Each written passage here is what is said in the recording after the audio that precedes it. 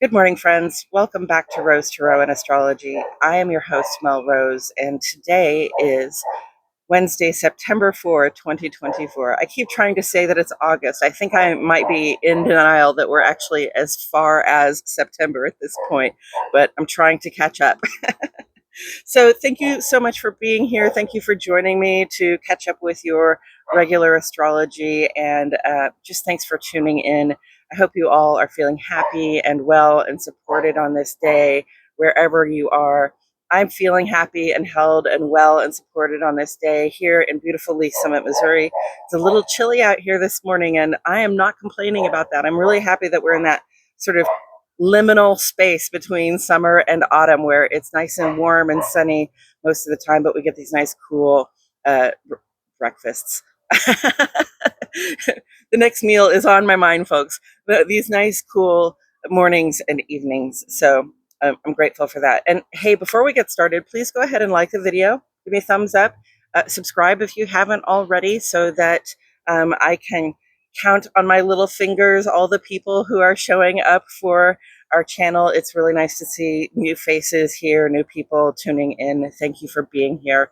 And the other thing I want to say is this Saturday, coming up on this Saturday on the 7th, I'm giving an online class through Nadia Shah's Synchronicity University. And this is a class about knowing your natal moon and using that information to create a zone of comfort for yourself in your home and in your private life and your personal relationships.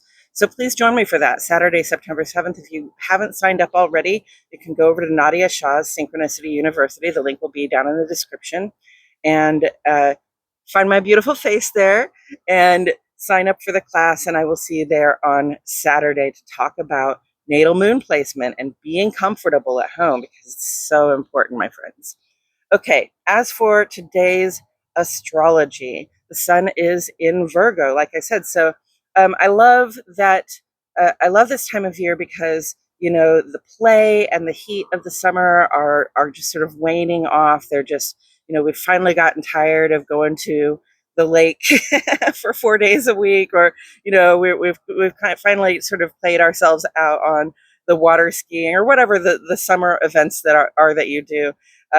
And now we can sort of refocus and bring our attention back around to the work that we're doing in the world. Okay, so if you go to school, if you're going to work, you know, maybe you didn't get to stop working during the summer. A lot of people got to stop going to school during the summer, but now is the time where we come back and we refocus and we rededicate ourselves to what it is that we're trying to achieve as we're slipping into the colder months, and, you know, the weather is more amenable to us taking care of business instead of just going out and playing.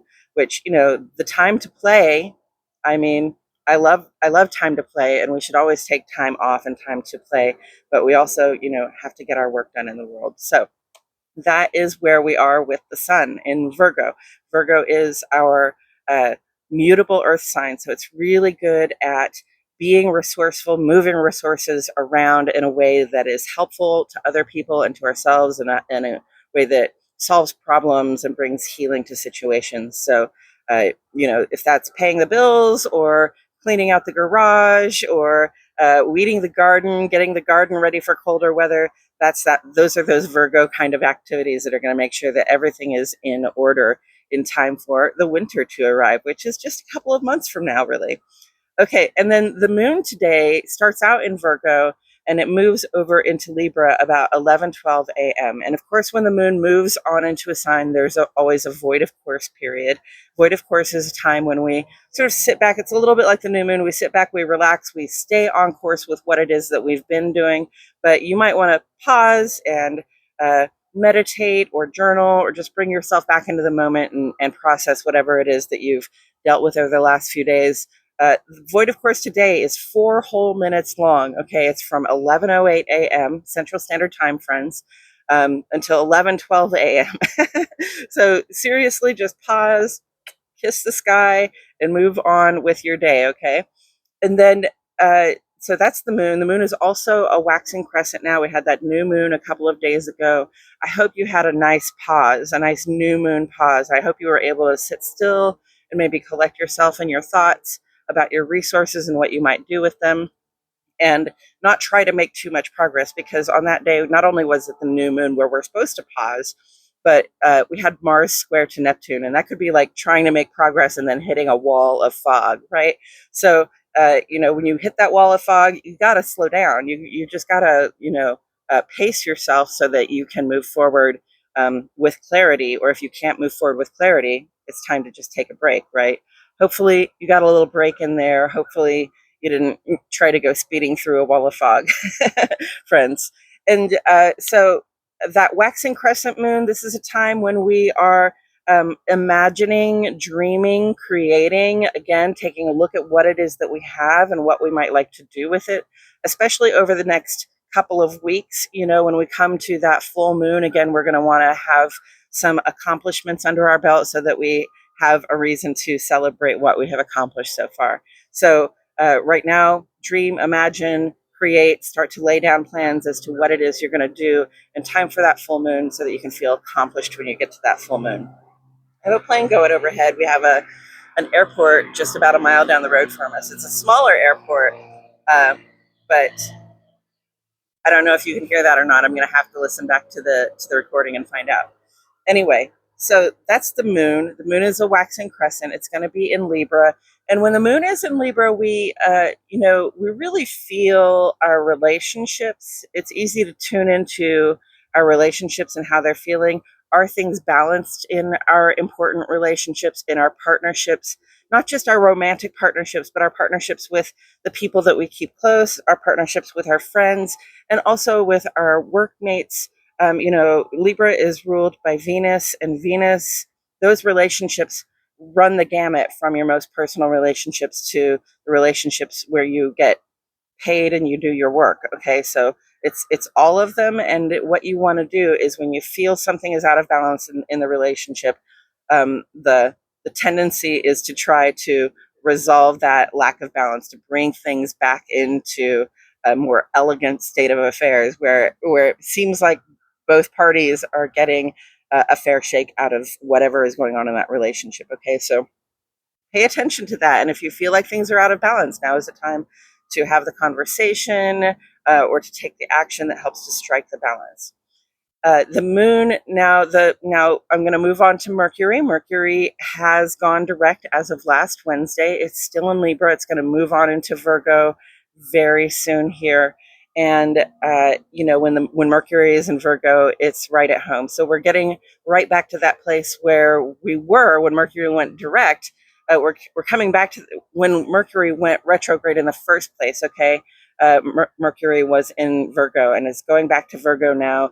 It's right at home in Virgo, so that particularity and that tendency to want to make sure everything is in order before we move ahead with a plan, that's still going to be there.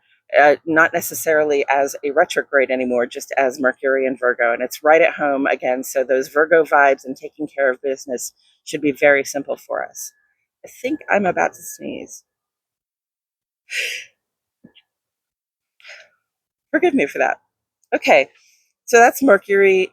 Venus is in Libra right now. So Mercury is going to be at home in Virgo. Venus is at home in Libra right now. So beauty, style, fashion. Venus is the goddess of beauty and love, but also fairness, elegance, balance in our relationships, justice, okay, things being just and fair between people. All of these things are important all of the time, but it's easier to strike that balance right now because Venus is in Libra right at home. And when Mercury and Venus are both right at home in their respective signs, we're going to find that we're making very good progress. Okay, so very soon we're going to have that capability. Mercury moves into Virgo on Sunday.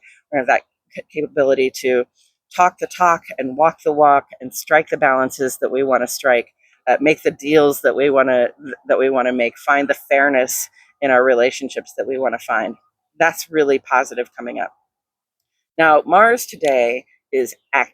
Mars is making an adjustment to Pluto today, and Pluto's that stuff that's unseen. It has to do with, it has to do with the future. It has to do with what's going on with other people. It has to do with what's going on deep inside our own subconscious, inside our own heart and mind.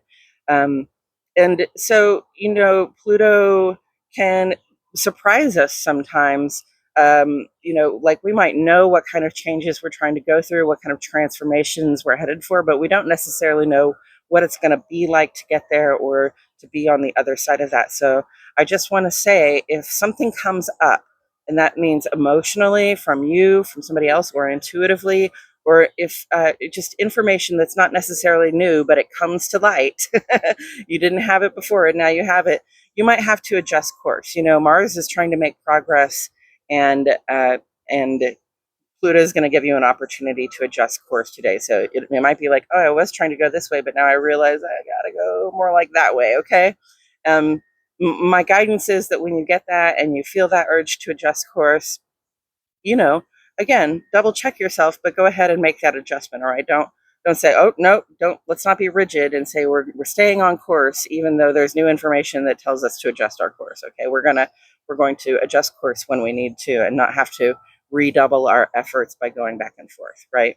And then after Mars makes that adjustment to Pluto, it's going to move on and this afternoon into Cancer. Now, Mars has been in Gemini, and that's been like doing things twice, or it's been like taking a two-pronged approach to getting something done, trying to maybe burn that candle at both ends, right? Uh, but now Mars in Cancer, Mars rules Aries, which is a cardinal sign, and Cancer is a cardinal sign. So it's not totally uncomfortable, but Mars likes to make direct progress. And Cancer has this habit of going sideways and spiraling in on things instead of going directly for it. So, whatever it is that you're trying to make progress on over the next month or so, understand that it's going to be a little bit like wading in the water to get there. Okay. It's not going to be the kind of speed and direct approach that you might want it to be. We're going to have to take our time. We're going to have to deal with the various details that come up along the way. It's going to be just a little bit more of a slow progress. So, take advantage of the slow progress and make the best of it. The thing about making slow progress is that you can pick up what you can see will be an advantage to you, or you can see where the obstacles might be ahead of you, and you have time to, again, make adjustments to your course to make good progress and to have a good outcome when you finally reach your goal. Okay, so that's today. And then Friday, Mercury is going to square Uranus for the third time, and this is surprising conversations and interactions. This is dealing with people who are a little different or strange to you, maybe, and really having a sort of a hump to get over in terms of something might come up and surprise you. Again, information that you did not have before may come to light, or you might get an upgrade, or you might get a new perspective on something. And it's one of those situations where you have the square, so it's like something comes up and you're like, oh, I was going this way, and now uh, and now I have a surprise in my way, and I'm not making the progress that I wanted to make. Right? Again, this is a slow your roll a little bit, and the square asks the question: are you going to let that surprise get in the way of the progress that you're trying to make? And of course you're not. You're going to make an adjustment again to that surprise if you need to, and then you're going to go ahead and make the progress that you're trying to make. This Saturday, the sun comes into opposition with Saturn. That can really feel like a barrier, a boundary, a slowdown. Something is limiting you, getting in your way, stopping you from making progress on the things that you're working on in the world. And just be prepared for these little yield signs and stop signs to be coming up throughout your week. And when you come up against that Saturnian, that's really like, did you take care of your responsibility? you know, did you pay your taxes before you tried to register your car? Those kinds of things.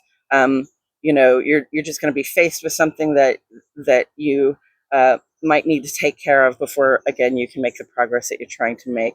And then on Sunday, Mercury is very active. It's going to make two adjustments to Neptune and to Pluto. So that's interesting. That's going to be a little bit of mystery and fog.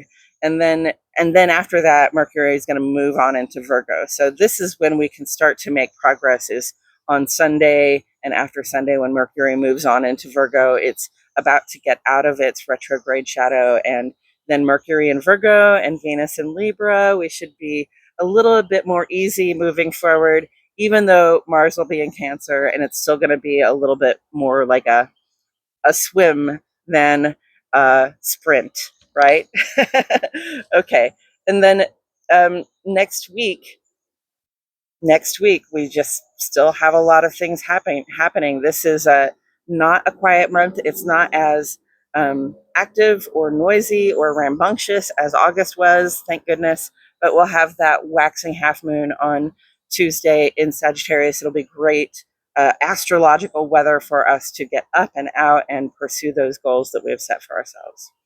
And that's all I have for you today, friends. I will be back here on Friday the 6th to talk more current astrology with you. Thank you so much for tuning in. Mwah. I'll catch you all in the next video.